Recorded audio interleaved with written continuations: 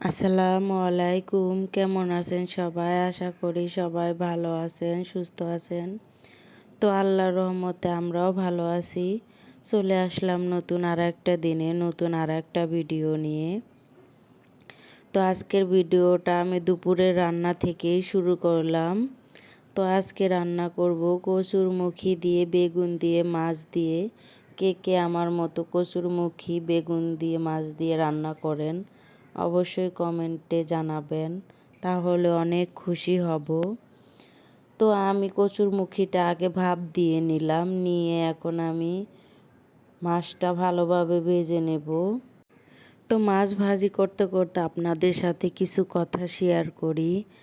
আমি 3-4 দিন থেকেই ভিডিও ছাড়তে পারতেছি না, কারণ নেট নাই। আমার মোবাইলের এমবি শেষ হয়ে গেছে, এই কারণে। আপনাদের ভাইয়া আসতে আসতে সে রাত 10টায়, ওই সময় তো ভিডিও ছাড়া সম্ভব না।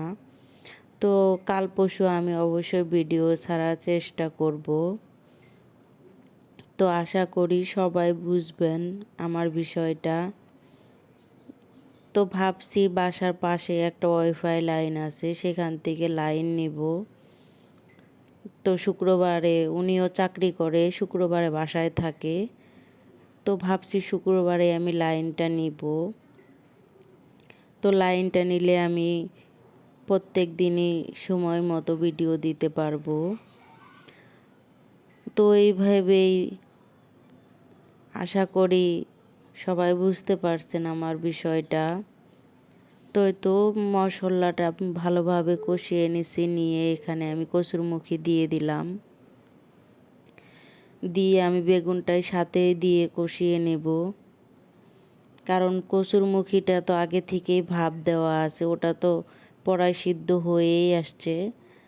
এই কারণে বেগুনটা আমি সাথেই দিয়ে দিলাম, দিয়ে আমি ভালোভাবে কষিয়ে নিয়ে অফ ক্যামেরায় আমি তরকারি পুরাটাই রান্না করছি। তো আমার ভিডিওটা যদি ভালো লাগে প্লিজ লাইক দিতে ভুলবেন না। আর আপনি যদি আমার চ্যানেলে নতুন এসে থাকেন প্লিজ আমার চ্যানেলটিকে সাবস্ক্রাইব করে আমার পাশেই থাকবেন। আর আপনি যদি আমার ভিডিওটা ফেসবুক থেকে দেখে থাকেন, তো আমার ভিডিওগুলো যদি ভালো লাগে প্লিজ ফলো দিয়ে পাশে থাকবেন।